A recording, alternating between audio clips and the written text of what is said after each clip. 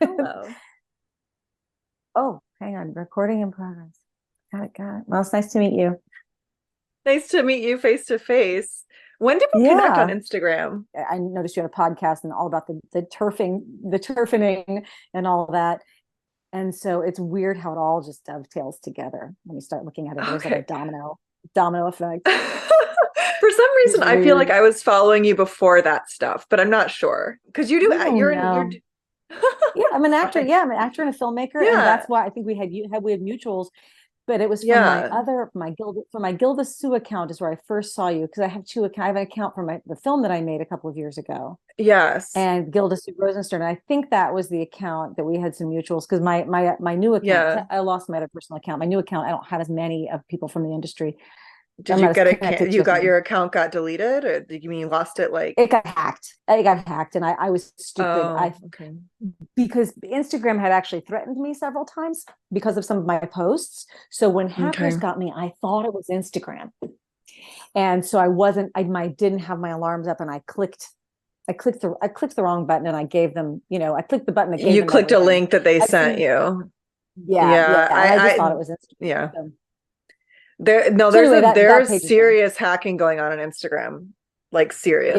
Yeah. And I've seen it I happen to some other people too. It's like, and I'd say, Yeah, don't click anything, and then of course that account was never sending ever messages click to a all of my link that people. someone texts you ever, unless you know the Yeah, person, yeah. Well, this obviously. was But on my like, Instagram account.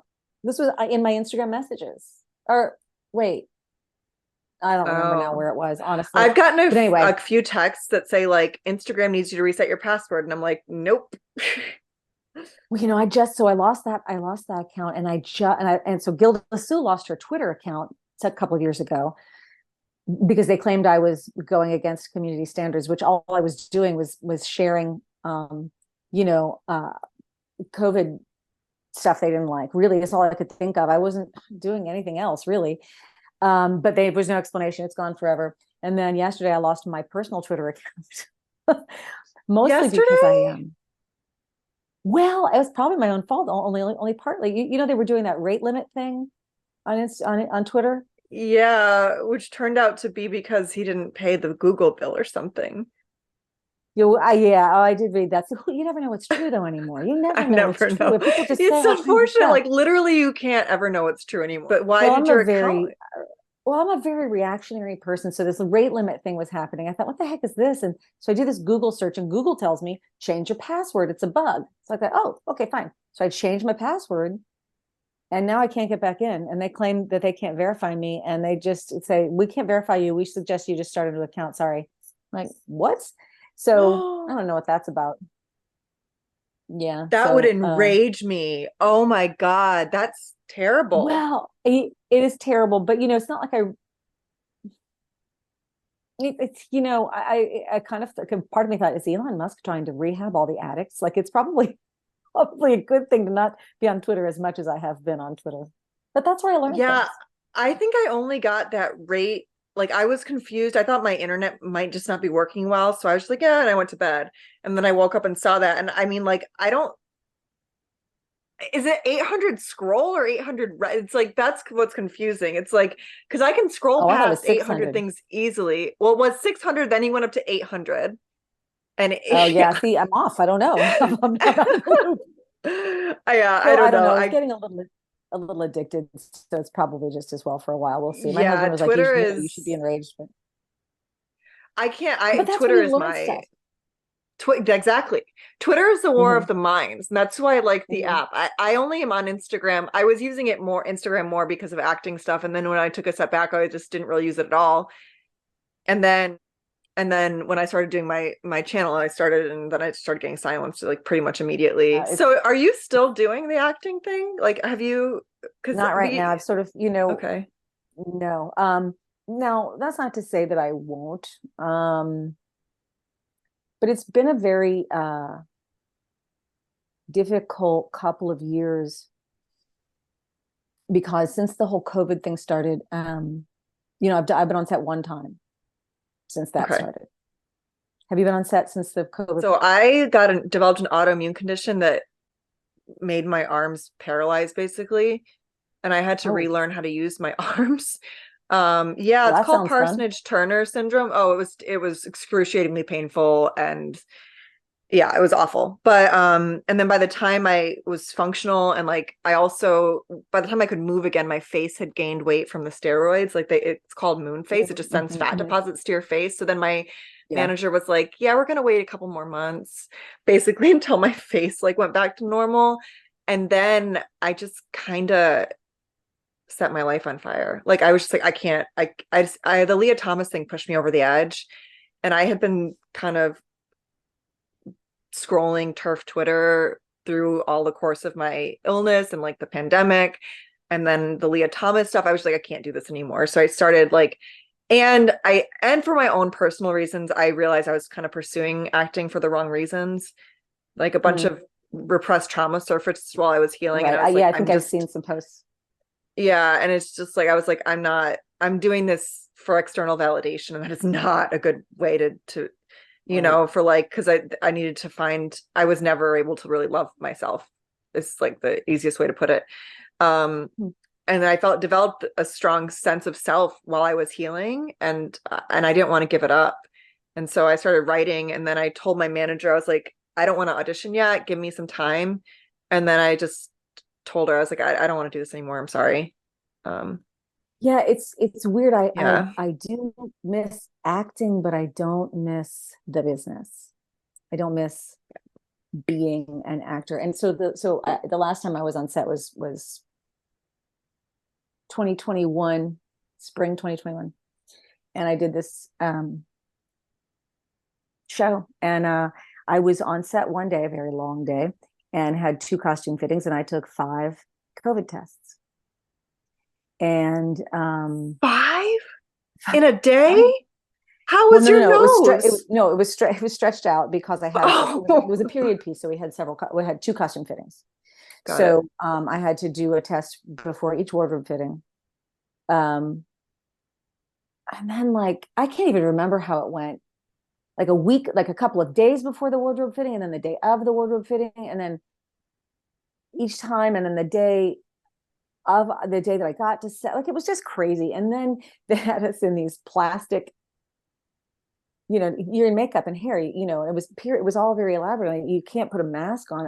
Everyone's running around in a mask, and we have these plastic things up like this far from the face. And it was just like so dumb, so dumb. And I just couldn't. It just seemed too stupid to be bearable to me. If that makes any sense. I get it. Not, So yeah, COVID is really what your kind of yeah, what your impetus to like say fuck it to the art world, basically. well, it was really, it was that I said, I'm not doing this again. I'm not going to go back on set and do any of this. And then it took them forever to stop doing it. And even my agent, I got a, a a job offer, for a print gig. No go see, no audition. They were just hiring me off my headshot. And when I said, "Hey, can you just ask them, what their COVID protocol thing is?" And she was like, no, I'm not going to ask, Helen. I was like, well, could you please just ask? And she said, well, I'm sure you're going to have to wear a mask. And I was like, well, but can you make sure? Can you ask? Because I'm not doing that. And also, she wouldn't tell me what I'd be doing in the shoot. I said, can you tell me what I'd be doing in the shoot? Like, what is it? She said, oh, it's a medical thing, and you're just going to be doing something medical. I was like, well, can you find out? Anyway, the whole thing was so crazy, and the way she Holly, I was just like, you know what? I'm not being treated like an adult. I don't know what your problem is. Like, just and so I didn't get that job. I was like, just decline. And it just more and more seemed like the conversation out of the industry was basically, so from so many people, if you don't have the shot, you shouldn't even be able to leave your house. I thought, how can I do creative work or in a situation where people think of me as a pariah and don't want me to think Yeah. that are happy to say they don't think I should even receive any medical care. It's just like, how do I Yeah, the engage? demonization, and I will admit I was late to the train on the vaccine. It was my last kind of I honestly can't believe I even fell for it because I hate pharma so much. But it was my last blind sight or blindness to what pharma truly is.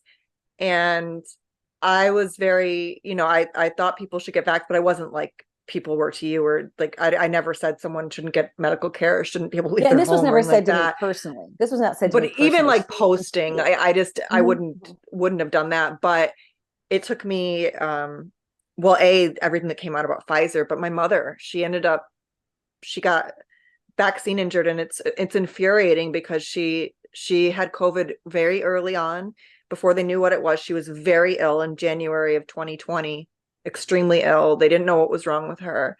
She got And it was better by the time in March. It was COVID, yeah. So I'm here terrified for my mother because it really hit her hard. Like, I mean, she's got lung issues now permanently, because she was in her 60s, and when you get pneumonia and in your like your 60s, 70s, like it can really affect your lungs long term. And so Mhm. and then I convinced her to get the vaccine because I was concerned about what I was reading about the necessity. If you had COVID and it was bad, to get the vaccine, it should help with long-term symptoms. And she ended up getting lupus shortly after getting the Moderna Oh vaccine. And no. I was just like on top of everything else. So, and then I read about people getting autoimmune conditions from the vaccine, and I was like, motherfuckers. Like, Yeah, how did I fall yeah. for this? Like, after everything I've like, seen from Well, but pharma. And so, so many people do. And it's, your fear is a really powerful tool. yeah, Yeah. So, and early on, I had two friends who got COVID pretty early on, and they were very, very sick, and it was very scary. They're yeah. fine now, but they were, right in the beginning, and two of my girlfriends had it, and well, not, neither of them speaks to me now, but whatever. Really? So you Mm-hmm. lost friends over this, Oh, like for yeah. real? Oh, yes, many. Hmm. But you figure out who your friends really are, I guess. That is true. That I can't remember. Someone said a really good quote about that, basically. But welcome to the to the true friend part of your life, or something like that. But yeah, I felt that Right. with the turfing, but I didn't. I've never. I guess I haven't been that outspoken. I admitted I was wrong on Instagram. I was like, I was wrong. I'm just going to apologize to anyone who didn't get the vaccine, basically. And I was just like, I think everyone should admit when they got something wrong and should change their mind when presented with new information. So, but with turfing, I've lost a lot of friends. Oh yeah. Well, one of those friends, I should clarify. I think it was she had a problem with my stance on COVID and the vax, but what really made her stop talking to me um was my posts on Twitter about thinking that kids shouldn't be mutilated over something that's not real, and that Yeah. grown men shouldn't be in women's dressing rooms or bathrooms where little girls are. And you know, she sent me a very, very preachy long text about that, and then didn't respond to any of my responses. And I've known her since we were 12. But I mean, she just Yeah. assumes that that I don't know anything, and I don't know anybody who's trans or any of this stuff. So, there's a lot of assumption, but I I'd like lost to. a friend that I had since I was 3. Similar. I mean, she blocked me immediately. So weird. And it was so bizarre because I was really, really, really cautious when I first started speaking out, and I would still respect pronouns. I was, because it's terrifying to go against this. And for me, like I knew that speaking out like would lose me friends, especially make me a Hmm. pariah in the industry I dedicated my life to. You know, I had still like, but I just couldn't stomach myself anymore. But I was like, because I spoke out against Leah Thomas being on the swim team, like of all things to like not understand, like that should be like pretty clearly obvious, which is why I chose to speak out about that issue, because I was more upset about the medicalization of children, but I was really concerned about how to broach the topic. And then I just kind of gone all out because it really doesn't matter what you say. Like, I think No. personally, I think it's cognitive dissonance. I Hmm. think people instinctively know this is wrong. And Yeah. so And they like, Well, and I think too that they purposefully don't really look into the details of it because Yeah. they'll have to, you know, address how horrifying it is. But you can have an idea of yourself as being one of the good guys by identifying with certain things. Hmm. And if you look at it too closely, you know, one friend that I lost, you know, admittedly didn't really pay that much attention to the details of certain current events, but she stopped speaking to me because, well, it's kind of hard to say why. And there's the elephant in the room was what she said, but it had been several years of disagreeing about politics, which is fine. I don't care about that at all. But you know, if you're going to be in love with a certain celebrity politician and all your friends, and you have friends who aren't, you know, it's just how do I? She clearly didn't keep up with the details of current events, but she vilified anybody who disagreed with her because it's hard work to keep up. She was You know, a sheep. well, it's religion.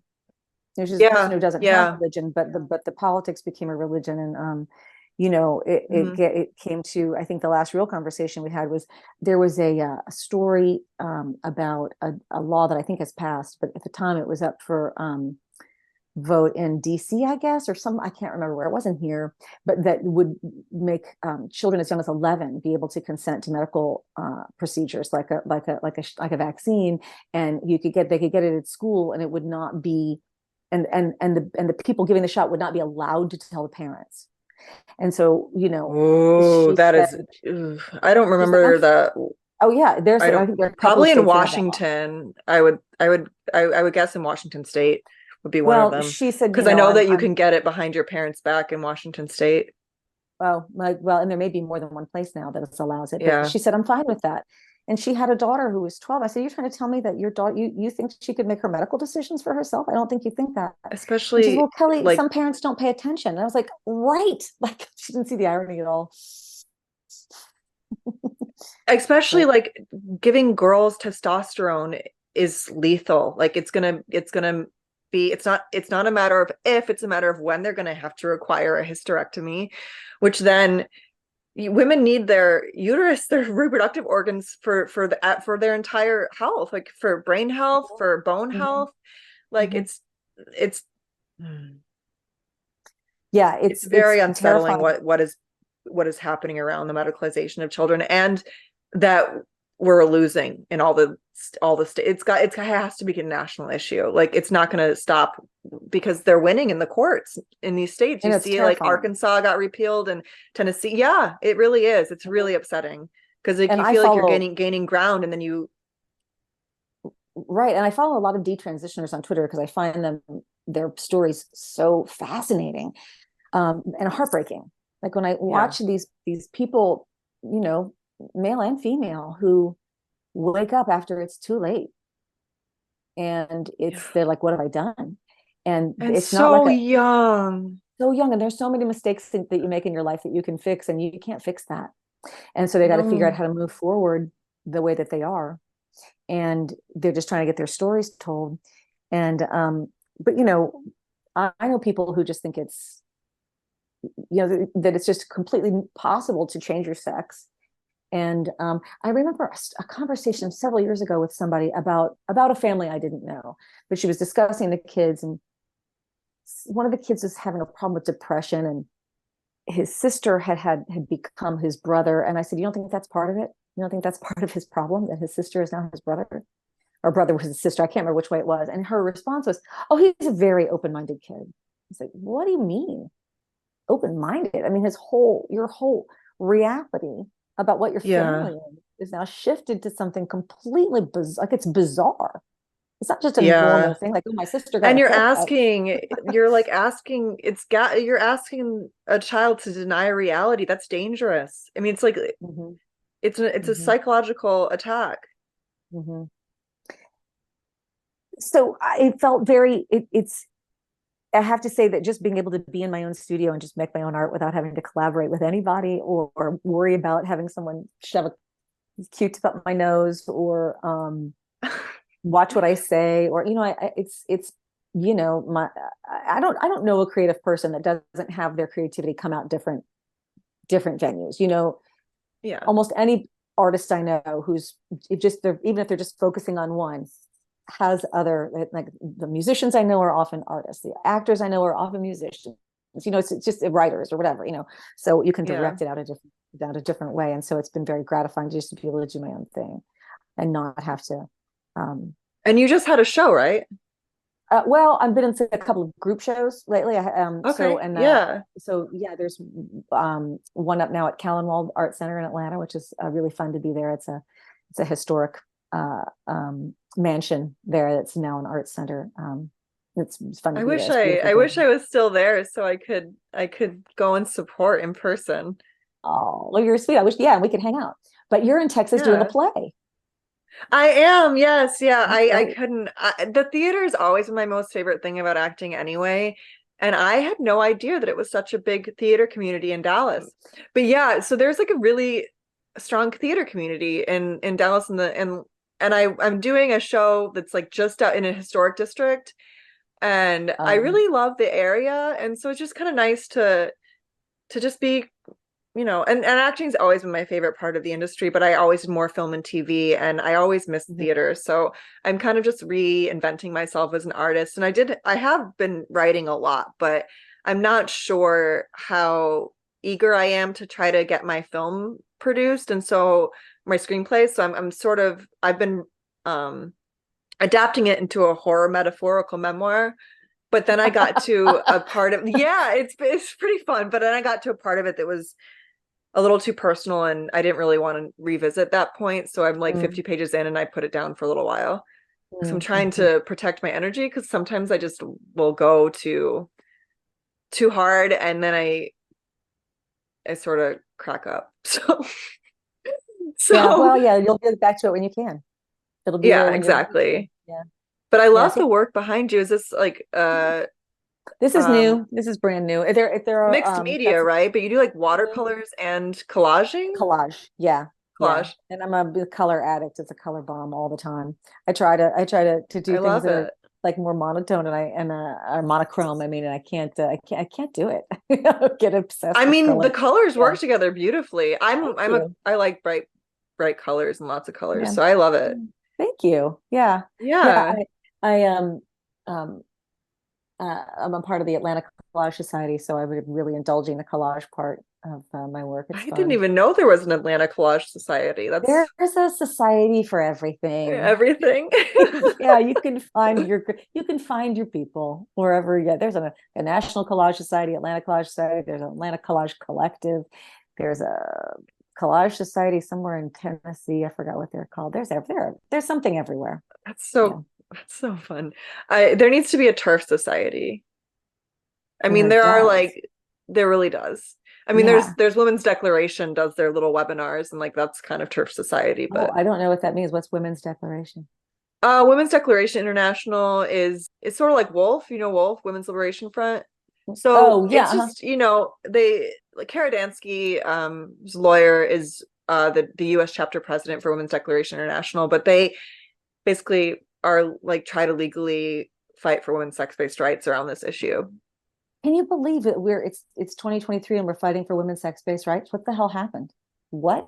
And we're sliding backwards swiftly. Like it's really bad. And Like I it's know a really lot of like prisons are worse now than when they started women's prisons, basically, from hearing from these women. Um, and then sports, like we've just basically lost Title IX, and then we've lost Roe on the other side of it. It's an all-out assault on women, and yet somehow we're not able to talk about it without getting harassed, and it's it's vilified. very weird. I just want to ask people, why do you think we have women's sports? Why do you think we have women's prisons? Why do you think we Yeah, have segregated bathrooms? There's a reason. So it's yes, not just random. You know, if you don't and have women's you, sports, then you don't have any women in sports ever because they'll yeah, never, that's the whole point of having women's yeah. sports. Mm. Like And technically, women could be in all males. Like they're like the NBA is not sex exclusive. Women can't make the team. Of Like, course they you know, can't. like the WNBA is sex exclusionary, or should be, but like, you know, football teams, like any male sports team is not sex exclusionary. They just, women won't make the team. Right. Like, They have to have the best players, and that's what they're going to do. yeah, Right. yeah. It's, it's weird, how that, it's strange watching some of this play out in the theater too. Uh, Probably, I don't know how much I want to get into with that. I saw a I show want you, I mean, oh, really? Okay. Well, Yeah, I understand that you need to protect yourself as an actor. well, it isn't so much that as that I have, I don't want to hurt friends' feelings, but well, I will say this. So, with a couple of years ago in my regular day job, I worked with a guy who was clearly AGP. Okay. Did not in any way seem to want to even try to affect any kind of femininity, but he had a padded bra, wore his hair long, called himself Elizabeth. He looked like, he looked like some of the dudes I went to high school with. He was kind of blonde and fair and kind of not chunky, but they just like some dude that would have been on the football team in high school. Did you know what I mean? Did not in Yeah. any way, never believed for 1 minute he thought he was a woman at all. He had this rage problem. He was always yelling, and like he was a little, I would have been afraid to be in a car alone with him. Honestly, I would never Yeah. give anywhere. Like you might a coworker, who needed a ride. No. But we were all supposed to call him Elizabeth. And if I ever said he, people were like, she. Like, no, I'm not saying she. That is clearly a man. Yeah, I think he even had a wife. He had a girlfriend. I was just like, this is Oh, God dumb. help her. And eventually he left in a rage and broke something. It was just it was just so male. How could you? Yeah. Well, they're all narcissists. Every single AGP is a narcissist. And so you have that narcissistic rage that comes out that's terrifying. I mean, and it was just a very, very definite male rage, Yeah. and even after he was gone, months later, people would still correct me on the pronoun, like, you guys are Are nuts. you There's no kidding way. me? No, How that dude. captured? I was like, oh yeah, that guy Elizabeth, and they're like, oh, guy, he was a girl, and that was a girl, whatever. It was completely ridiculous, and but somebody said to me, you probably don't know any trans people, but no, when I was in management, I hired a trans person, and who wasn't anything like that guy. Very respectful. I do, I've known, not been close friends with, but known several at an acquaintance level. And I do my best to be respectful. I don't have a problem with people living their lives the way they want to live their lives. That's fine. But I'm not going to rearrange my whole life over it. Exactly. Right. Yeah. I mean, I think most TERFs are live and let live people, like, and embrace gender nonconformity, but the gender ideology movement is not, it's conformity, it's gender conformity. It's Right. It like seems to saying, be if you completely don't, opposite. it It's is, it not truly gender is. nonconform. Right. It's gender If nonconforming is you're, when you used to say, hey, tomboys are fine. Be an effeminate, boy, be a masculine girl. Who cares? Like that's yeah, how that was how I kind of came of age. And that was how, yeah, when I was growing up, that we saw that being very accepted, and gays and lesbians being more and more accepted. And it just feels now like, you know, huge backslide. And actually, there is a significant, it's really unfortunate, but there's a significant reduction in support for gay marriage. The recent I forget the polling among company, but whom? Uh, nationally, but more among Republican voters, but even Democratic voters, it's a reduction, and it's really upsetting because Interesting. Hmm. it's because the LGB needs to drop the T. Yeah, I'm it's not not my gay, fight. so it's I'm not not my right. It's fight, not like, but like it's starting to matter, and it's going to continue right. because there are a lot of people that aren't super understanding of what's going on with gender ideology, in terms of the fact that it's really pharma money and billionaire AGPs at the top down doing this. They see it as a slippery slope situation. So they think that gay marriage was the beginning of this slippery slope, when it's really not even connected. I mean, the only reason Right. it's connected is because organizations that were fighting for gay rights, like Stonewall, for example. As Mhm. soon as gay marriage was won, they immediately started fundraising for the, so it was activism as profit Yeah, you have to activism have is part of the issue too. Is like, yeah, well, all the you have to LGBT have rights something to are fight run, for. so yeah, Yeah. exactly. But But the people ironically, that here don't we aren't, are. yeah. What is our fight though? Even though we're not, I'm not a lesbian woman. I am a woman, and I have a lot of lesbian friends, and some of them I think don't see what's happening here. But I, I don't have a daughter. Sometimes I'm just grateful I don't have to raise a little child in this craziness. Oh, I think it's got to be the worst time to be a parent since before health stuff got better, basically, like because it's psychological warfare in the same way that, Mhm, like, your kid could get typhoid or whatever. Now it's literally brainwashing. mhm, mhm. I just I don't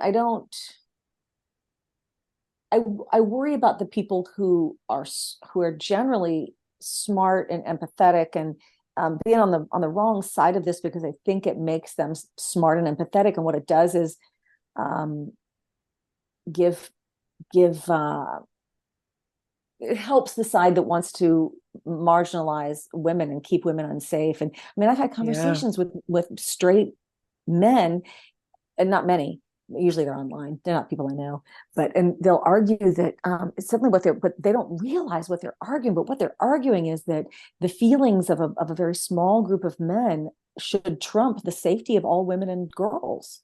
Is basically their argument. They don't Are know these that that's their left-wing argument. men? Probably, yeah, probably they're online and they seem, yeah, they think of themselves as liberal, but the term people who are calling themselves liberal now don't seem very liberal to me. Oh, they're not. They're Yeah, not liberal at all. I mean, a they've lot of it just bastardized is, the very meaning of the word. it just is like a religionist is what it becomes. These Yeah, people have a cults, religion. cultists, Yeah, yeah, you can't sway from the teachings. from the And dogma. then they've turned politics into a religion. Like the partisanship is so bizarre to me. It's like, The tribalism. Well, you said that you woke up to the uniparty kind of stuff pretty early, and it was like during Mondale, right? Where you no, you I had did. a big political shift. I, I never, I had always, as a younger person, always only voted Democrat, but I was always aware that the Democrats were a bunch of jerks too, but they just seemed better than the Republicans to me, you know. Yeah. And then I watched Waco happen on live on TV, and I watched the Clinton administration burn those people alive on TV. And I remember thinking, I was sitting there, I was watching the TV. I thought, wait a minute, I thought I voted for the good guys. And then I realized that no, there weren't good guys. And I don't think I think I just I stopped voting altogether for a long time, because it just seemed like a waste of my time and energy, because none of these issues that they thought that you could actually think were either side was going to fight for, neither of them was really going to fight for the things they said they were going to fight for anyway. They were just lining their pockets and gaining more power, no matter which side of the aisle they were on. And it Yeah. always just felt like they were laughing behind the scenes anyway, like it was a big play. When they were backstage, they were like, okay, what's your pet? You can have that. Y'all have this, and we'll fight over it on the stage, but nobody really cares. Yeah, that's And how it feels. I mean, even still, when you see, like, they'll always align themselves as soon as it's a war. Like, it's, yeah. mhm. And Bill Clinton, I voted for Bill Clinton. I think he might have been one of the first times I ever voted. And he turned out to be such a monumental disaster. And you know, people didn't care. Like the people I knew didn't care. Like they honestly just looked at, when you can find footage of Chuck Schumer being in complete support of the FBI when they burned those people in Waco, defending them. You can find footage of it, and I don't know what they have on Chuck Schumer, but he's been on the wrong side a long time. And then then I started looking into other stuff, that it's really just about the powers that be not wanting anybody to have any autonomy or live on their own or have their own codes or own, they really need everyone to fall in line. Yeah. And when you look into, then I started, after Waco, I started looking into, I had to find out, like, what the hell is Ruby Ridge about? And I'd look into that. Oh, that's a nightmare too. Oh yeah, And it's then, like I went on a rabbit hole for during the pandemic, but it sounds like I understand that experience. You're just like you and, don't stop trusting everything. You're like, well, and if it's just this was like, different, then what? Yeah. well, yeah, well, When did you there was start voting again? uh, I voted in 2020. Okay, that was the first time you voted again. No, no, no, wait a minute. That's not true. That's not true. Uh, was '08 Obama's second term? Oh, wait, it was his first term. Oh, it was his first term. Then it would have been 12. Who 12 was who the ran? second term. It was Romney and Obama. Okay, well, I think '08 I voted for a third party candidate, not because I thought he would win, but because I just felt like it should be registered that a third party candidate could be voted for. I don't even remember who it was.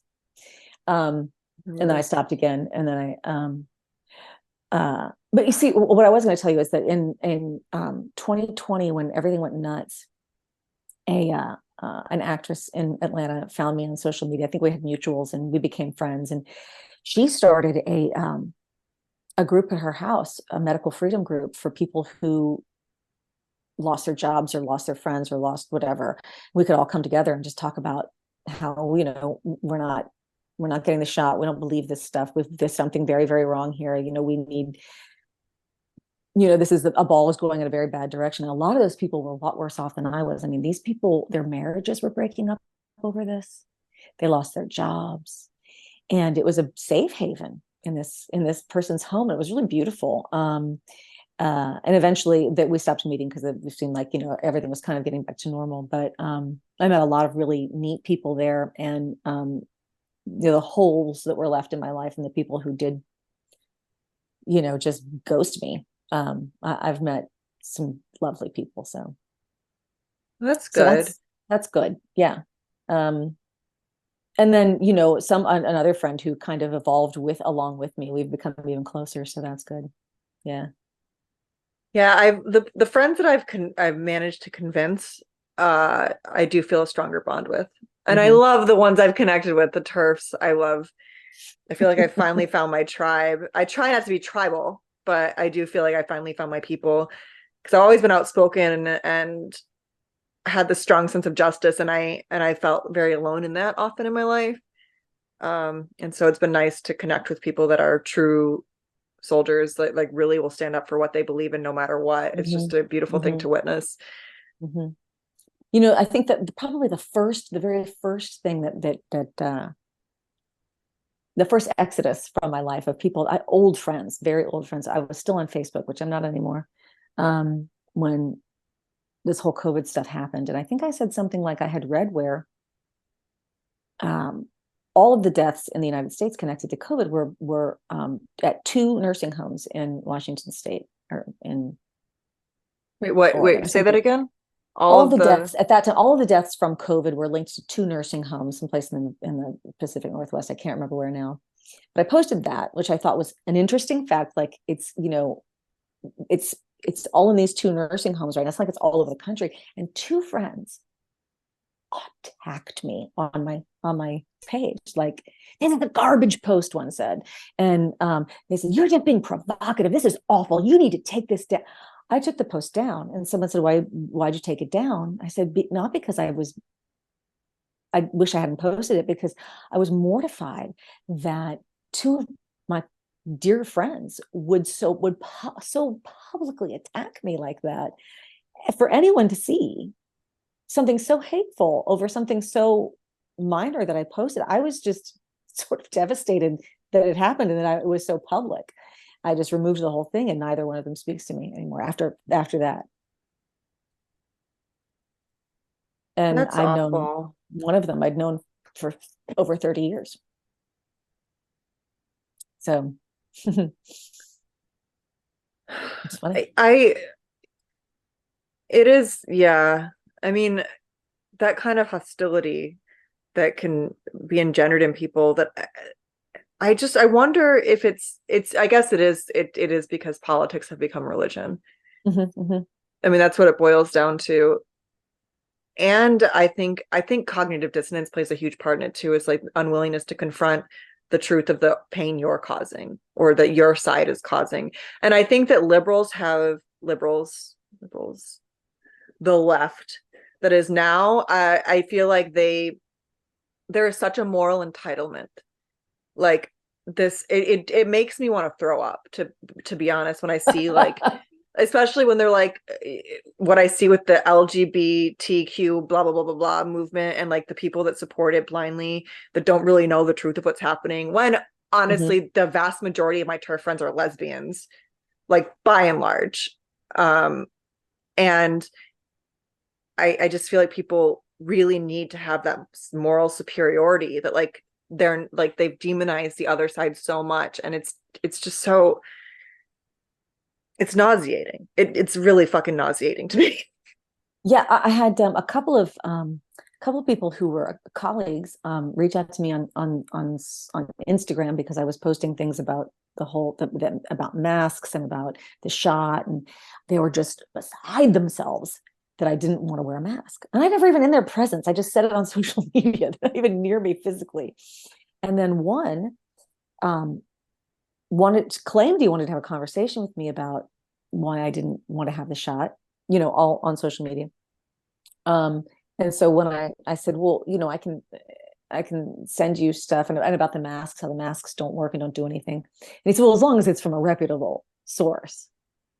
Like, well, I don't know what you're calling a reputable source, but I don't know if you know that, a lot of these government agencies are compromised. And I sent in some things, and then he didn't even respond. He just blocked me. This That's is an act. cognitive dissonance. This is an That, actor yeah, who I've yeah. always, I don't know well, but I think he's a really wonderful actor. Really like his work, and we had been on a casually friendly relationship, and it turns out, he has a family member who's probably several who are physicians, and so he just, that's Oh, he can't hear the truth then. And so. I'm not even like, this isn't even my big fight, but I want to hear about your perspective, because you've experienced very much what I experienced in my turfing through your speaking out on the COVID protocols. And I have another friend that has too, that he and I reached out to him because I was like, I want to know, because I was still pro-vaccine at that point. This isn't even a real vaccine though. That's the thing. There's not even a real viral strain in these shots. They're not Right, an actual right. vaccine. But I mean, we've even when I disagree with him at the time, we've been able to have like civil discourse. But It's it's isn't it weird how we've lived with viruses our whole, like one friend said to me that doesn't live in town with me. I just reached out to talk to, this is like last year, and I guess I said something was said about the mask, and he goes, oh, are you anti-mask now? And I said, now? You've known me for 40 years. Have you ever known me to wear a mask? I mean, what do you mean? well, it turns out that they're relatively bad for your health to have on regularly, right? I mean, Yeah, I don't, perhaps. I haven't, I can't, I'm really like, I've made the effort to go through these gender studies and stuff, but my brain isn't oriented to that. So it takes me a lot of like rereading to really fully understand studies for like any kind of scientific study.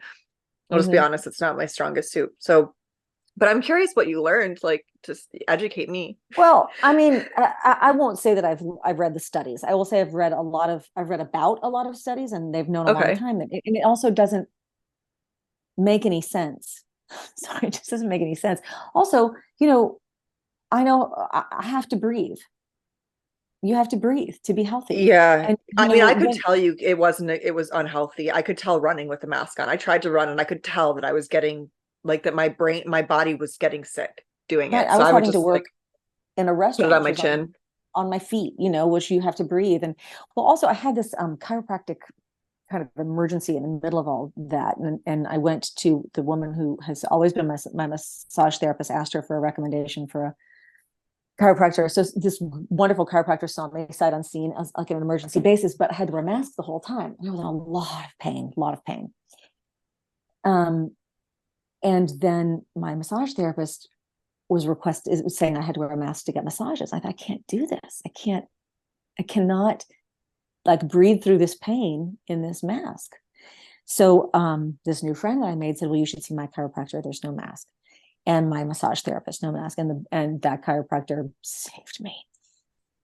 Now, another friend had also sent me to a spine doctor to see about what was wrong with me. And that guy barely touched me, wanted to send me for an MRI and said I probably needed surgery. He did take an x-ray. I took the x-ray to this chiropractor and she said, I don't see anything to worry about in your x-ray. There's nothing wrong with your neck. And she found out that the problem was my collarbone and my ribs, which the spine doctor, one of the best spine doctors in town, never noticed.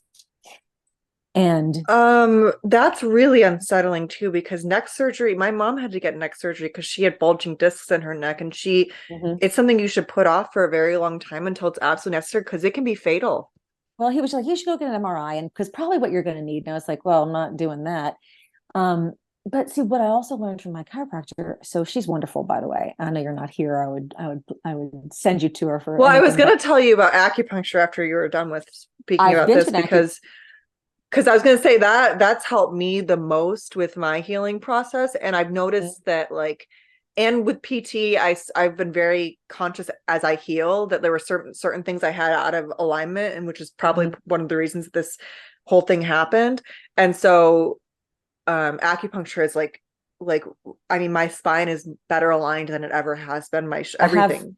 I have seen an acupuncturist for a different problem a few years ago, and it was like a miracle day. It really is. Acupuncture is everyone should do it.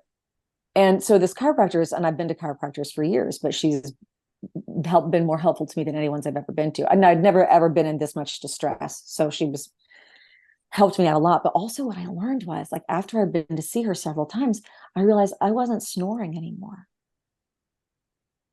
That's really good. And I said, I'm not snoring anymore. Is that you? And she said, well, it's not me. It's the fact that when your bones are in alignment, your body can heal itself and can operate as it should, Exactly. And and I used the healing centers. Right. And I used to be a singer. I used to be, I used to be in bands. And I noticed about 10 years ago, well, I was in a car accident, not major, but enough to have a pretty bad whiplash. But I didn't connect the two. Not long after that, I started not really being able to sing. I can sing now, but I was really pitchy before, and singing is physics. So it is an alignment issue. And it's interesting you say that, because I learned how to sing better, and now I'm even better than I was, because I continued the work from an opera singer who she got in a car accident when she was touring in Germany for singing for opera, and she lost her singing voice, and she went to a guy in Israel a doctor who does laryngeal posturing, and he retrained her muscles, basically, because her larynx muscles were out of alignment, and so that's what took away her voice, and she got it back. And then that became her vocation, because she was like, oh, I want to give this to everybody, because everyone I realized that I realized that my mood had gotten very dark, and I realized that I wasn't really obviously wasn't singing in bands or in theater or anything anymore, but I had been a person who sang all the time just for myself, and I hadn't done that in a really long time, because I didn't have any. I didn't have any. The sound wasn't free. No. Yeah. And all of a sudden, one day I heard myself singing to myself. I was like, what is this? And I texted my chiropractor. I said, is this you? And she said, no. I thought she was going to say, well, your neck, because I always adjust my neck. I thought she was going to say, well, your neck is out of alignment now that it's here. It's really your third, blah, blah. No, it's not that technical. She just said, your nervous system can't fire correctly if your bones are not in the right place. And when your bones are in the right place, your body will heal itself. Yeah. And acupuncture and chiropractor are very much the same kind of work. It's just the acupuncture is focused on the musculoskeletal system. I think doing both would probably be amazing. If I had all the money in the world, I would probably do both all the time. And then massage therapy. Yeah. But it really, and I think also the dark energy, when you're out of alignment, bad negative emotions can't flow through you. They get stuck. Right. And so I think that that is also like, it can, because I tend to spiral sometimes. It's an issue I have, like, where like I'll spiral into like uh negative thought patterns, and it is, I think it's because for a long time I was so out of alignment that things would just get stuck. Yeah, I agree. Once I started getting myself in alignment, like my mood shifted dramatically. I just went, and I could feel it in all different aspects of my day-to-day life. And so I've always been a believer of chiropractic, and I don't say believer, that sounds like it's something mystical, but I mean, I've always believed that it was very helpful for your health.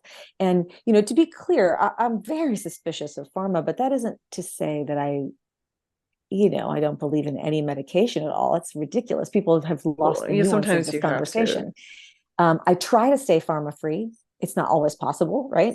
As you well know, sometimes things No, I happen, mean, but if I didn't have steroids, my body would have been broken forever. I needed that at the right. time. Like there's certain things. Um, Western medicine's very good in an emergency. right. It's not, there's nuance in this conversation, but I've also seen Yeah. people on mood altering drugs for decades and decades. And, I'm not necessarily SSRI like, specifically. yeah, I'm not necessarily convinced that it's done much good for those people. I'm not a doctor in any way. I'm just here as a loved one, observing. Um, and I just think that's a very complicated topic, and so I don't know what the answers to those things are, but I think that immediately jumping to pharmaceuticals has not been all that helpful for some people. But if I you mean, notice, oh, go I ahead. was miserable on SSRIs. Like I now I'm on bipolar medication, and I do think I need it because I've tried very hard not to be on meds. But that's an antipsychotic, so it's different than Yeah, like the yeah. SSRIs. But like I was absolutely miserable on them, and I had no sex drive, like nothing. It just like was like I'd rather be crazy and have emotions and not feel Yeah. good inside with like nothing. But Do you notice how the I don't world know. loved Tom Cruise till he spoke out against them? Yeah. And I've never really had much of a feeling one way or the other about Tom Cruise. I didn't have, people loved him. Well, I same didn't with really care. RFK Jr. Like, it's just And like, then when he went on that show and told Matt Lauer that, antidepressants aren't always the way to go, you would have thought, I don't even know what the analogy would be, but my God, I know people who considered themselves Tom Cruise fans, which wouldn't have been me, and they're like, oh no, I will yeah. never see another one of his movies, because he attacked their religion, which has become pharmaceuticals, I think, for so many in America. Yeah. I mean, I really think that the answer to a lot of mental health issues is realignment of the body and realignment of the healing centers. Um, physical activity, natural, like making sure your body's aligned so it's healing properly and things aren't getting stuck. And like, I think a lot of it is like, if I ever become a mother, like I will be so into like making sure my child is physically active and connected to their body, because I feel like that's Mhm. so much the answer than just like throwing a pill at it. Because Well, you're it's the just best way to masking a start. problem. At least it's the best Yeah. way to start. I don't know, Yeah. I don't pretend to know what the answers are. I think it's kind of like I think it's sort of humanity's final frontier, is how to help, uh, more mysterious, and than how to cure cancer, is how to handle people with psychological, emotional problems. I don't know how to phrase Yeah. it. Uh, so I don't pretend to know what the answer is. I just know that starting with medication doesn't seem to be the answer.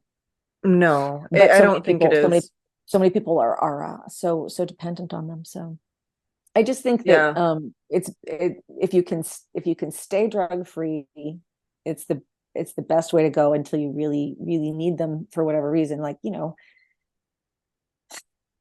just seems Until common you, sense to me. But yeah. I'm a pretty healthy person, so I'm very lucky and very privileged that I can say that, because I've experienced a life of very good health. But I've also been, really tried to take care of my health for a long time. Eat like a normal person, and eat try to do my best to eat right, and stay on physically active. But and don't drink a lot and don't do any drugs. So I've been pretty healthy. Nothing's fallen on me like an anvil or a piano. Well, be careful if you keep talking about saying the wrong things, maybe I something. know. Oh yeah, you got to be careful. Um, I don't know, I don't know where I made a feature film, and I've had people say, "When are you going to make another one?" But it took me 6 years to make that film. I say by myself. It certainly wasn't by myself. I had lots of people jump on board and help me out. I was very grateful for it. But I mean, no production company helps me. I didn't sell it and I didn't have any investors. It was really just me. I did a couple of Kickstarter campaigns and got some help. But I mean, it was a 6-year process. And when it was over, it's almost like, when you do a play and you have like that post-show blues. It was like that, only magnified. It was just like, oh God. And I don't know that I have it in me to do that again. I don't know. People say, you have to make another one. But I also don't know that I have it in me to go back to the life of an actor in the traditional way that we've done it, getting agent, go on the audition, charm casting directors, blah, blah, blah. Yeah. Yeah, I got a commercial agent, modeling agent here because I apparently don't know what else to do with my life. But I was going to submit to a SAG-AFTRA agency here. I looked at it. I was like considering going back, and then I read that they they want your Instagram handle, and I was like, well, nope. Oops for me. So I don't know. Like I can't. I'm not gonna. I'll pursue art in the way that I can do it independently of that third party. Right, I don't want the middleman, because they're gonna be they're either gonna reject me based off my Instagram, or they're gonna be like, you need to shut up. Right. Well, And so many things are I won't do changing. it. So You much think? is changing. No, I mean, with regards to being able to be independent. Now, I don't know how. Oh, okay. Because I mean, the film industry seems wholly captured. Like Yeah, no, LA, that's not Hollywood, true. like it's not going away. No. No, I agree that. But like I see so many people being able to make their own way. Now, for actors, that's kind of hard because it's Yeah. such a huge production to make a film and even to put on a play. There's so much collaboration involved. But you see so many musicians who are able to make their way independently without record deals, without management. They just are able to do it, find their community.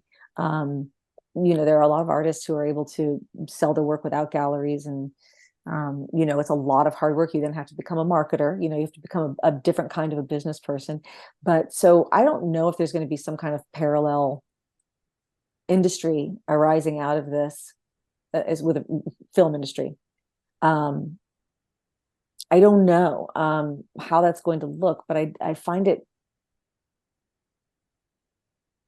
I don't know. It's just there's got to be somebody's gonna have to give soon. Yeah, I mean, I do feel like Hollywood's gonna unravel because people are starting to see through it. Maybe not, but like if they're losing people like us, they're losing a lot of people, you know? Yeah. But so many people, the industry it's such a desperate industry. I mean, the work is so Yeah, that little, is true. so the jobs are so few and far between, and so many people are just like, whatever, I just want to work. I don't care. Yeah. Well, I mean, they're going to That was lose never more and more me, but audience members because, like, people are tired of this shit. I'm tired. I feel like that's true. I can't watch anything besides stand up now, or old movies or old TV shows, because I just feel like I'm being fucking preached to. It's like all I see is the diversity, equity, inclusion casting, like, in my face. I was like, I'm not like, I'm open to watching diverse stories, but I want to watch a human story, and this is not natural. Like, nothing is. It's like I Right. can very much tell that they're doing a checklist and like making sure they meet their quotas, and like the story is fifth on the list. Well, and now the Oscars are saying you have to have this checklist to even be considered. Wait, Have you seen what? that? No. Yeah, there's some kind of I'm checklist. so removed. I've removed myself from the industry because it's literally broken my heart. Like, I've wanted Yeah. to be, I've loved, like, and I didn't care about like the financial. I've loved art. I just wanted to be an artist my whole life. And it's literally like, I'm I almost get gonna it. start crying talking about it. It's devastating. It's been I know. devastating to see the thing I dedicated my life to become antithetical to like who I am as a person. Yeah, It's yeah, I literally agree. broken my heart. I'm right there with you. It's all I ever wanted to do. I mean, I don't really have any Yeah. other, I hate to say Again, I it don't know out what loud, else. but I I mean, have, that's what I tell my mom. Like, I'm like freaking out. I'm like, I don't know what I'm supposed to do with my life. Like, I don't even know who I am without art. Like, yeah. So, literally, I you know know, it's, you're writing and you're yeah, still making art. But yeah, yes. I was like, that's all I ever thought I was ever going to do is be an actor. Like that's all I ever thought I would ever do. Once I learned, when I was about 12, what veterinarians did, I realized I wasn't going to be a veterinarian. Like that was my Oh other my thing. God, you and I are the same. That's the thing I wanted to do. And then I realized that you had to kill animals. And I was like, oh no, I can't do that. Like put to them cut down. I them was like, I could open, never do that. to Yeah, cut them open and sew them back up. yeah, Yeah, well, yeah. That's so it's funny. funny. And then I chose Yeah, acting. yeah, yeah. But it's interesting too because and this was what I was going to say earlier. I had to work just a regular day job with this AGP guy. And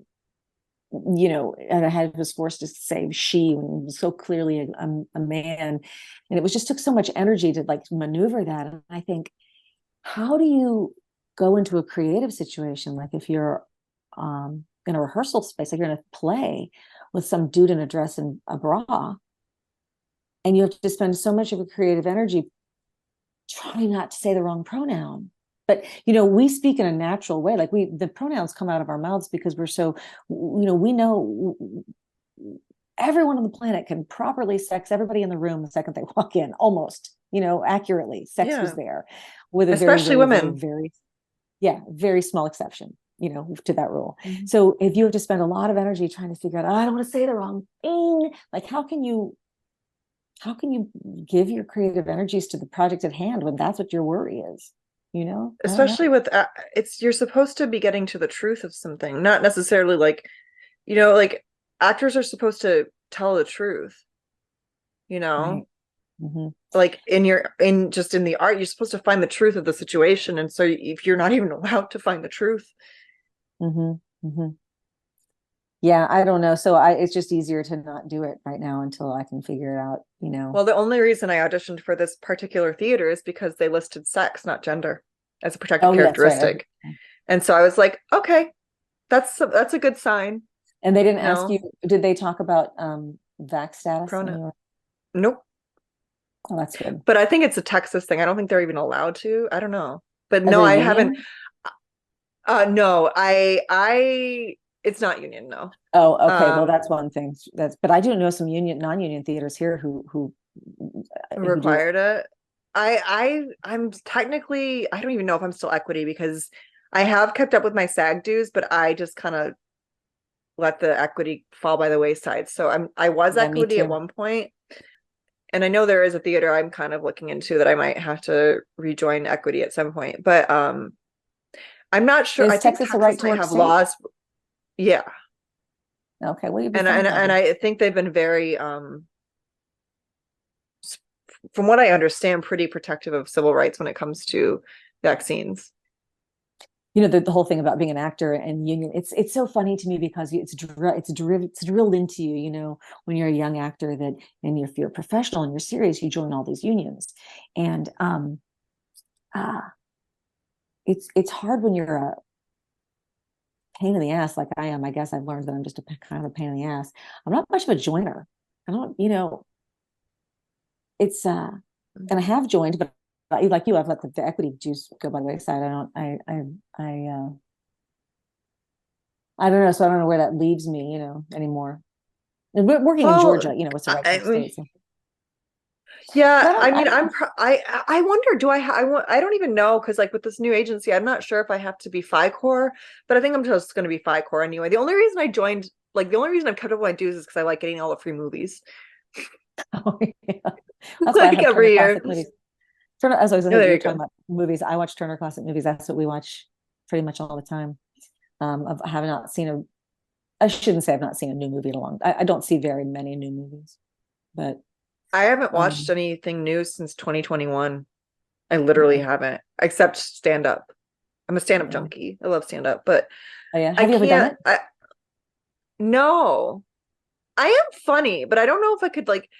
I stand-up is one of those things where like I've always loved it as an art, as an audience member. I've never like wanted to do it, and I kind of want to keep it that way. Because I didn't think I'd as want to soon do as it, but when I started, when I created this web show, this sort of character-driven web show that I then expanded to be my movie, I gave her a little live show, and I started going into stand-up venues as this character, you know, she's very costume heavy, really. But I would do these little sets as her. And I would oh, never that's give them my fun. name. I would give them her name. And people would look at me like, is she for real? They couldn't tell. And it was a lot of fun. It was terrifying. Oh yeah, Terrifying. stand-up I think is by far the hardest, like But a lot in of terms fun. of putting yourself out there. It Because you really need is. like, It's like dizzyingly because you fall scary. on your face if you fail. Like, and like There's no one to save there's you. no hiding, no. There's no other actor Um, up there to help so you out. maybe it's my excuse that I like, because I mean, obviously, like it would be terrifying, but I also just like want one form of art where I'm not trying to do it. I don't know. You know what I Oh, mean? well, I think that went out the window for me. I'm not a Really? songwriter. No, so absolutely not. So I don't play an instrument, so, but I don't dance I have a anymore. guitar that I don't use. Yeah. I keep telling myself I'm going to pick it up though. Yeah, I like I tried to I was trying to use it for dexterity, but then my arm like my because it was brachial plexitis, so it starts in your armpits. It's like the nervous, it's your peripheral nervous system that's in your armpits basically. And so my Mm-mm. armpits would get on fire. They would hurt so bad. Oh So I my stopped gosh. trying. Yeah, nerve pain sucks, man. It Yeah. sucks. You just can't get to it. It's like sometimes when you have a muscle like you can at least rub it a little bit and you can kind of get some relief. There's nothing. There's There's nothing you like can do. nothing. No, I So mean, how well, did they you give you, get I through would that? grit my teeth, man. So, but it's Like, finally just healed. oh, well, I was on steroids for as long as you could be on them. And as high a dose as you could be on them. And then I had intensive PT for 6 months.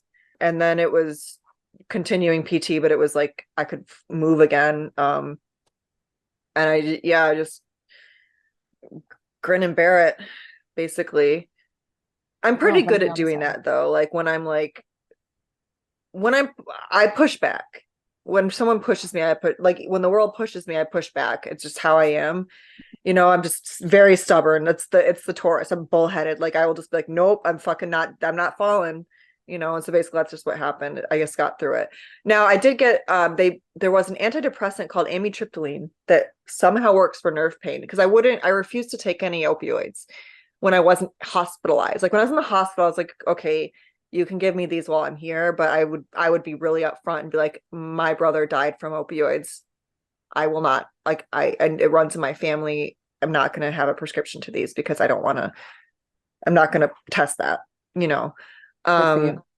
So then they gave me amitriptyline, and that's like an technically an antidepressant, but somehow it works for nerve pain, and there's no euphoria. There's no high. It literally just takes away the pain and made me fall asleep. Well, that's not bad. Oh no, it was very helpful because steroids make it so you can't sleep. So it's like it was I Right, really right, needed right. so it was like yeah. So that but there was no like euphoric feeling, there was no high, so that was why it was okay. You know, it's interesting. Do you remember the mini series that was out a few years ago called Dope Sick? It was I about didn't the watch it opioid. I didn't watch it because either, that stuff although yeah, yeah, but I you know heard what of it it. is, right? Right. Hmm. So it's about the Sackler family and how they, you know, were guilty of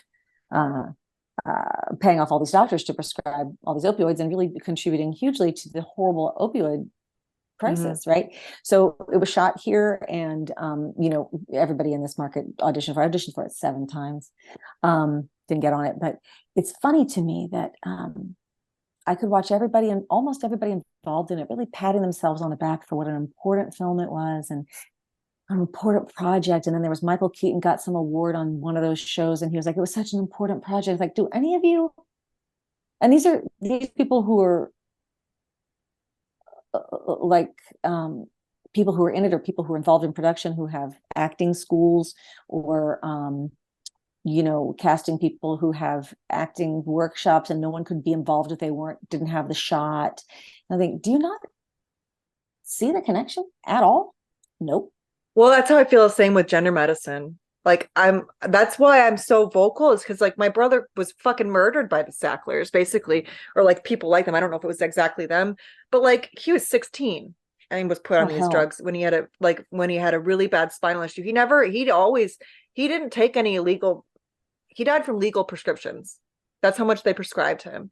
And my grandpa had a moment like in August Osage County. I don't know if you saw that movie.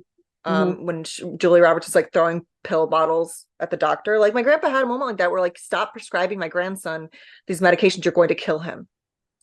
And he And OD'd that's what and it still was. got these things. Yeah. And so that is like, and my brother was my best friend. Like we shared a birthday, like he was my best fucking friend. And so that was the first thing when someone mentioned, like when I learned that they were medicalizing kids, I was like, oh no. And I started researching really intensely. And it was there, I mean, it was turf Twitter that I was able to finally get to the truth of it, because wasn't really active on Twitter. I had an account, but I wasn't active, and I was still trusting the wrong news sources, or I was trusting mainstream media news sources. So I was just getting propaganda. And so I was like, well, I guess I'm wrong. I shouldn't be. And then COVID during the lockdowns and stuff, I was like I got really more active on Twitter, and it was J.K. Rowling's essay. I posted her essay. I got really insane backlash from that, which made me kind of be like, what's going on? And so I kind of wanted to read even more, because I was like, people are acting insane. And it was learning about the medicalization of children, and the truth of it is what made me, I blew my life up over it, because I was like, I'm not letting this happen to kids anymore. I mean, not that I have much control, but I was like, I'm going to use what voice I do have, what platform I do have to fight this, because I'm not like, I will not stand idly while another generation of children and kids, like they're not, we're kids, people are still dying every day from fentanyl. The opioid Yeah, I know. epidemic is still raging, and we're starting a whole nother one with a whole new generation of kids. Yeah, I It's don't know what's just, going to happen with this. It's like they're trying to sterilize a whole generation. What between the gender ideology and the COVID shots, they just I don't yeah. know. And it's like the It's blinders people, crazy. it's like you're gonna pat yourself on the back for making dope sick while you're silent about these things. Yeah, I just would remember thinking, how did these are supposed to be smart people that I'm looking at, that that you want to work, you think I'd love to work with Michael Keaton on this cool movie, and then you see the aftermath of it. It's like it meant nothing. Yeah. No, because people will stand up when it's safe to, finally. That's basically what I've Oh. learned. Like, because Mhm. like Mhm. you'll see it, like if Black Lives Matter to people, they'd be standing up for incarcerated women right now. People posted those it's just things a platitude. oh yeah, it's Mhm. woke points. It's like Mhm. clearly, and it makes me disgusted, because I was raised by civil rights activist grandparents, like who actually did fucking stand up when it was hard, and like Yeah. those are the values that were instilled in me. And I'm just like, artists are supposed to be the ones that stand up. No, And well, it's and they've been very disappointing. It's like when I watched that, and when Trump was inaugurated and all these people had marched around in their pink pussy hats. It was so embarrassing to me. It's like, what are you doing? What is this? It's just, it's what are you resisting exactly? And now that there's grab them something to by the pussy. resist, yeah. But I mean, I mean, now, I don't like either of them. I know that you voted for Trump. I voted for Biden, I will admit. I regret it. Did why you do you vote for think I Trump? voted for Maybe I'm Trump? wrong. No, I think that's funny I Because I thought we talked about it. did we?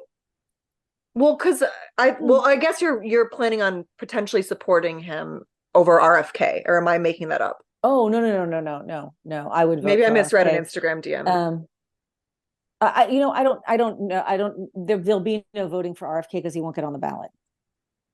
Oh, you don't even think he'll be like, I was thinking maybe he'd run as third party if he doesn't get like, I guess it remains to be seen. I don't know.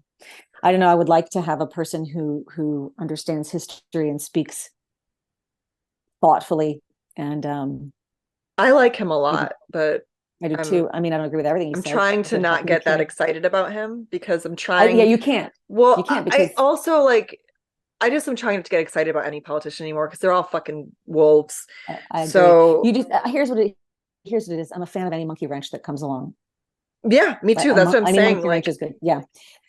yeah, So, but you know, so what I was saying about these ladies marching around resisting, I don't know what they were resisting, and now that there's this real, very giant threat. It doesn't come from just one dude who acts like every other powerful man on the planet in a kind of innocuous way, really. It's about a whole ideology that is infiltrating everything and is stripping away women's rights. And where are they now? Where's their parade now? Where's their march now? yeah. Well, Planned Parenthood's been bought, the ACU's been bought and paid for, Mm-hmm. and women are so manipulated by abortion rights. Mm-hmm. Mm-hmm. Like, it just doesn't, I don't It understand seems why to me it's the Roe only right matters more to anybody. Well, it that seems to anyone me cares that about. Is the right to terminate a pregnancy is like it's the the only most rights. important thing that It's anyone. the only women's rights there is. That's it. Like there's nothing else. The It thing is, doesn't make any sense. women can band together through the abortion rights issue, and we can maintain control of our bodies. We have the power. That's within our power for the most part. Like, we this is an existential. The gender ideology movement is there. We're being attacked from the outside, and there's not much we can do, like women in prison can't do, and like women, female sports, like that is something that is not within our control at all, It's shocking how besides few people standing up care and about it. fighting. But like, yeah, Yeah, I had to say to someone online the other day, I don't know this guy. I was on Twitter. I have no idea who this guy was. He's probably a child. And I thought about it later. I was like, are you even an adult? But so someone had posted a photograph of a guy in a women's room in a dress, like a clingy dress with a very, very visible erection. And I posted that to this conversation I was having with this random guy. And he said, well, why do you think he assaulted someone with it? And I said, being there is the assault. Being there erect is the assault. Like, how do you not know this? How do you not see this? Like, he's in a public space, but not really. He's in a private, isolated space with women because there was a woman videotaping him. And he's actually trying to videotape the women while he's standing there. yeah. And it's like, how are you excusing this? Like, are you a child? Do you not know how the world works? And I said, this is Well, an it honest seems like question. they Are you an don't adult? get it. Well, it seems like Mm-mm. people are really falling for this manipulation that somehow women are equally likely to commit sex offenses. Like, how is, like, how do people think that? How? It's the same way that Like, grown adult people try to tell you that they don't believe that men have a an advantage in sports. It's like, how did you get to be an adult and not understand this about a basic biology. it's a basic reality of human existence that we all Yeah. know. How are you pretending not to know this? I had shut my door because my roommate was watching TV, but now he stopped and he was like, he felt lonely. No, let me in. Oh, I always like to end these conversations with what you would do to encourage people to speak out right now, if they're too afraid to, or that's Well, usually how I end the conversation. what I would do, I guess the only thing you can do is do what you do, honestly. And I say it to everybody, like about anybody, like how do you not get super depressed seeing everything that's going on in the world? But the best thing you can do is just keep embracing joy and keep creating something lovely. And I have always been an outspoken, I've always had a big mouth, and it's gotten me in trouble a lot over the years, a lot. But I've also had some people say to me, as I'm in trouble for speaking my mind, and they'll say, I wish I could do that. I wish I were more like you and could do that. I think, careful what you wish for, because, Yeah. I've put my foot in my mouth a million times because I've got a big mouth. And I'd love to take some of what I've said in the past back. But I've also been, I don't have a problem. People don't like me for what I've said. I try to just say what I think is true. And if I'm wrong, or if I've hurt someone's feelings, I try to correct it in some way. But so I would say it really doesn't matter what people think about you. Say what you believe to be true, because the people who love you are fine with it. And if you lose friends over it, you don't need the people you lost. Yep. Amen. So 100%. if you don't need the job, you don't need the person, you don't need, and I used to teach for a while. I was teaching acting, high school acting and classes, and I had a lot of young girls with concerns about what if I don't want to do a kissing scene, or what if I don't want to wear it, like, will I lose the job? And I would just say, it's so hard for girls, especially, like, we're such pleasers. And I would say there is no job worth doing something you can't tell your mom about, whether it's to get the job or what you're doing on set. I say, even boil down to the little things, like they're asking you to put on shoes that are uncomfortable. Advocate for yourself. I can't wear these shoes, they're not comfortable. And if you don't want to do if there's something on set that you don't want to do, you're uncomfortable, it's like your life. You get to decide what you do. Yeah. And in order to get the job as well, like, there is nothing that you can be asked to do that makes you uncomfortable that's worth it. Nothing. There's no job. So there's no job or friendship worth not speaking your mind and pretending you're somebody you're not. Yeah. I felt that deeply. I've always been good at advocating for other people, but learning how to advocate for myself has been a hard and long path. Yeah. And I That's finally always feel like hard. I've gotten there. But yeah, Yeah. 100%. Well, thank you, Hard for Kelly. You've girls. been amazing. Hey, thank you. I'm glad to This finally is meet you really and speak. refreshing to talk to a fellow artist navigating the same craziness that we're navigating right now. So thank you. I really Yeah. appreciate it.